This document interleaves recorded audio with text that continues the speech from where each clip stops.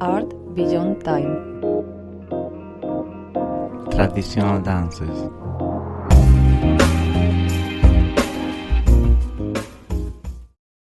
Hello and welcome back to Art Beyond Time, in this episode, Traditional Dances. I'm Irene Hidalgo and I'm very excited to tell you that we have two special guests, Alba. Hello, I'm Alba. I'm from Castilla La Mancha, region of Spain. I'm from Galicia, and we are both from AU Manchegos associations. And our next guest is Marcos. Hi, I'm Marcos. I'm from Andalucía, southern region of Spain. I'm actually from Nebo Parudimos, which is an association in Reșița, in the southwest of Romania.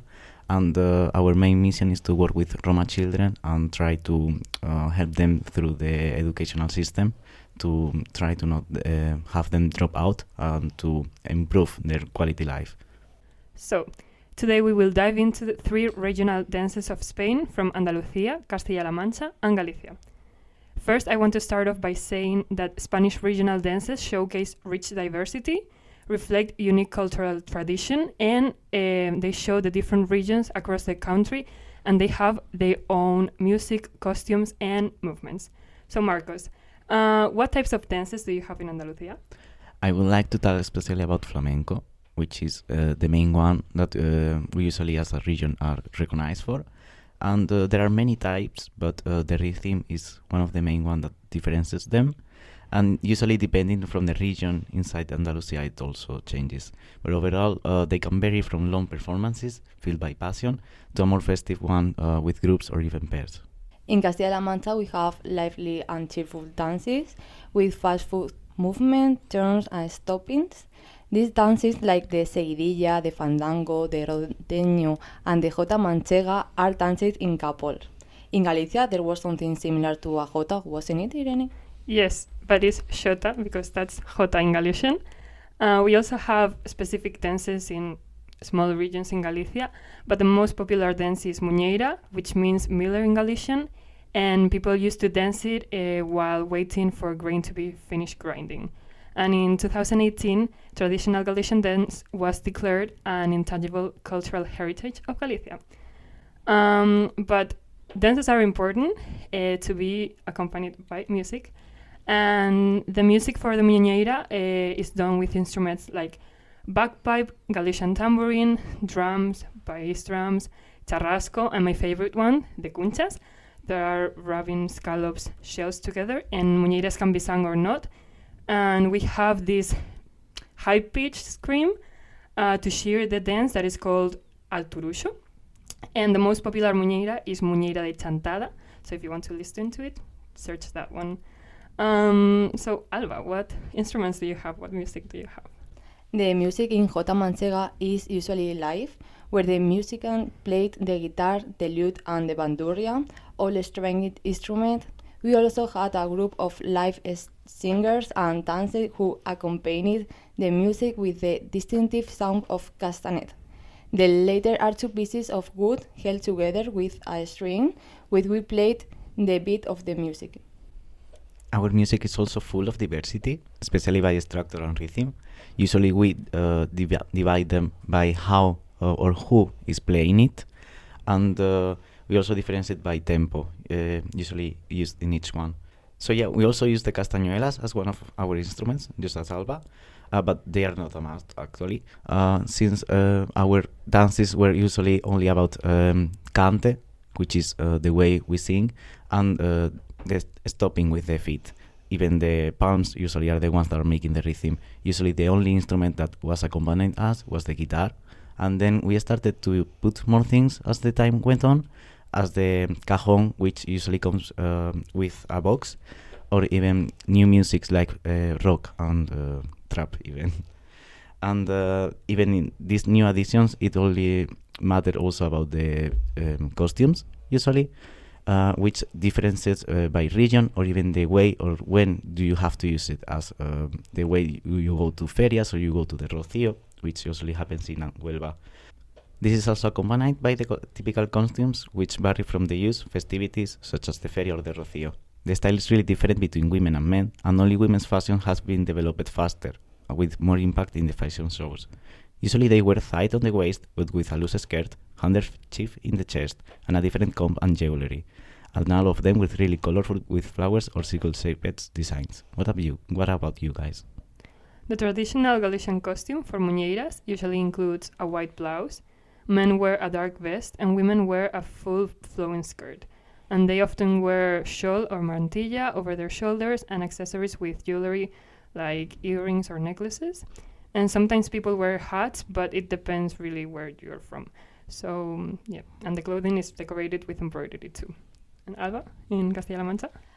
I like Marcos, but similar to Irene, in Castilla La Mancha we have typical regional costumes, but there are variations between localities in the region. These are known as trajes manchegos. They all share a medium-length skirt with colored stripe. Mine was long and featured vertical strip in shades of red, green, black, white, brown, and black, representing earthy colors, and completed the outfit with a white blouse, black waistcoat, espadrilles, petticoats, and a bow decorated with a black ribbon. Castanets are also part of the outfit. During my childhood, I was part of the folk dance group of my village where we used to dance these traditional dances. I was in this group for 5 years where we used to perform both in my village and also in surrounding villages. And you guys, have you practiced your regional dances before? Well, to be honest, I have danced the muñeira and played the scallop shells, but usually after some meals and gatherings, but I've never really learned how to properly dance it. But my mom learned it when she was young, and even now when she doesn't really practice the dance, when she hears the bagpipes, she starts dancing and she's really good.